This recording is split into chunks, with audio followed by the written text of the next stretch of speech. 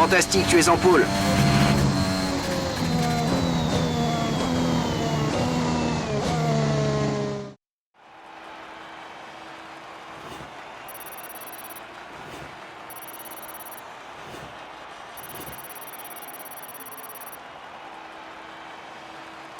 Les qualifications viennent de se terminer, revoyons qui sont les 3 premiers. Le prodige, Verstappen et Jack Aitken.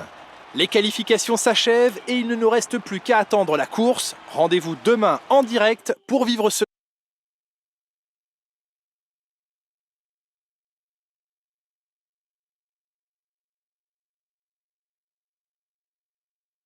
Quelle performance extraordinaire! Vous devez être très content de ce résultat. Votre coéquipier a réalisé de splendides dépassements lors de la course. Est-ce le résultat d'un entraînement acharné?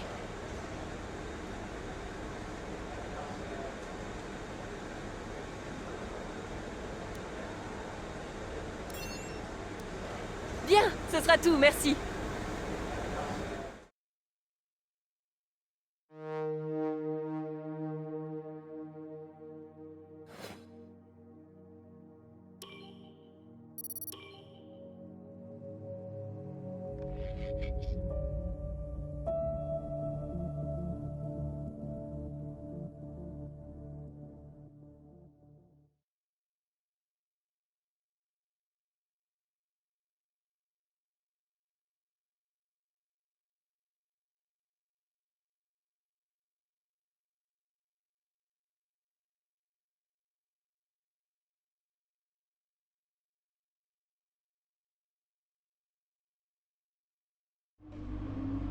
Bon, je crois qu'on peut parler de qualification réussie. On s'est donné les meilleures chances pour la course.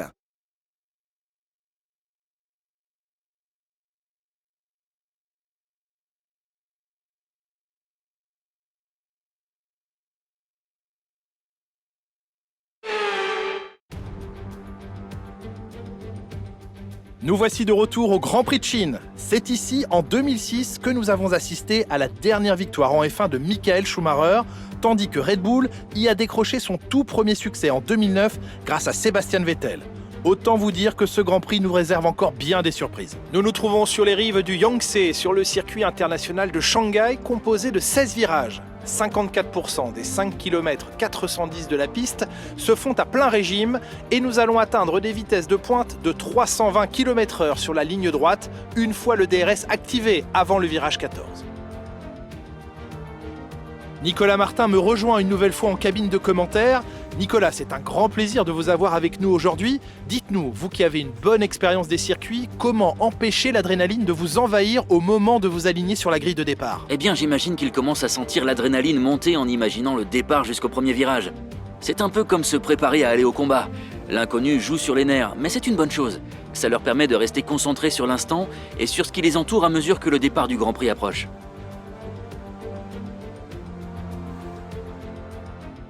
Après une séance de qualification extraordinaire, le moment est venu de regarder à quoi ressemble la grille de départ de la course d'aujourd'hui. Le prodige part en pole position et c'est Max Verstappen qui lui emboîte le pas. Regardons maintenant le reste de la grille. Aitken, Hamilton, Lance Stroll et Vettel, Perez, Leclerc, Gasly et Lando Norris, Russell, Ricciardo, Nicolas Latifi et Mick Schumacher, Fernando Alonso, Ocon, Nikita Mazepin et Christian Lundgaard, Zhou et Callum Ilott. Les pilotes s'installent sur la grille, il est temps pour vous de monter le volume et rendez-vous au premier virage.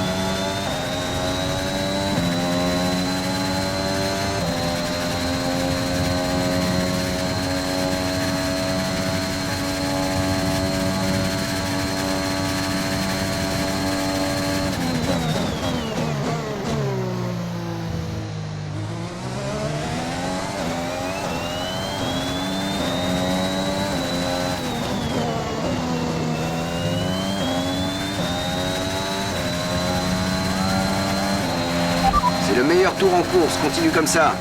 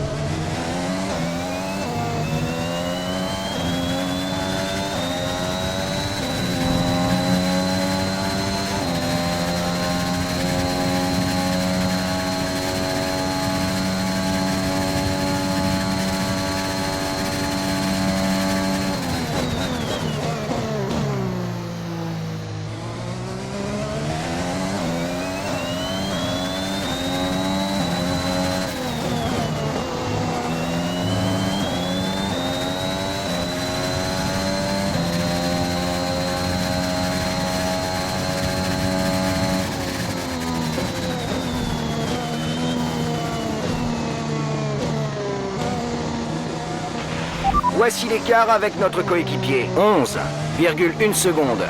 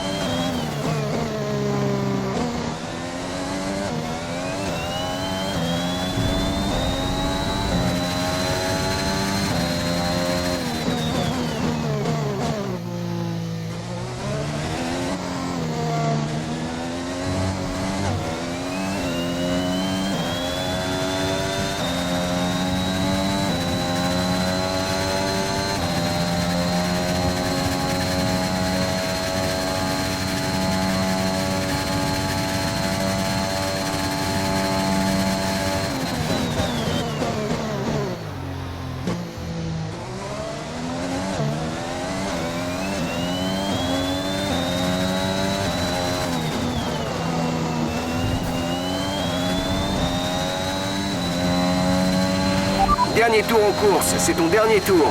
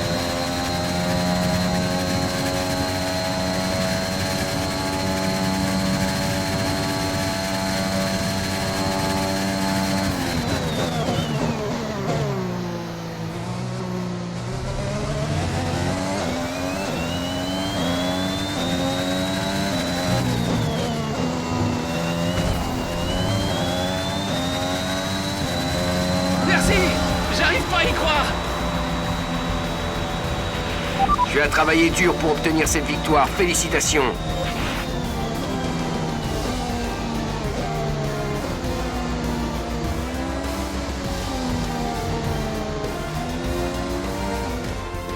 L'écurie s'est illustrée aujourd'hui avec cette fabuleuse victoire. Dites-moi Nicolas, qu'est-ce qui selon vous leur a permis de décrocher ce résultat aujourd'hui? Ça peut sembler un peu réducteur, mais je pense honnêtement que c'était principalement dû aux qualités de la voiture. On pourrait parler des qualités du pilotage toute la journée, mais si on n'a pas une bonne équipe sur laquelle s'appuyer, on ne va pas bien loin. Quand on a la chance d'avoir à la fois un excellent pilote et une voiture incroyable, on ne peut avoir que des résultats comme celui qu'on a vu aujourd'hui.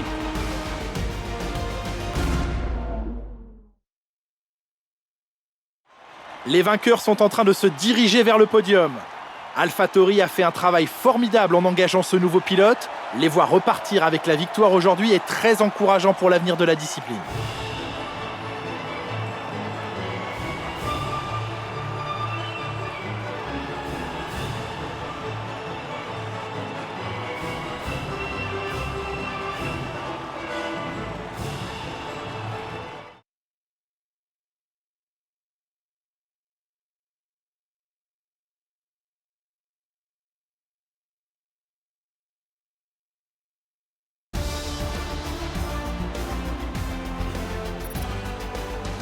Analysons ensemble l'impact de ce résultat sur le classement des pilotes.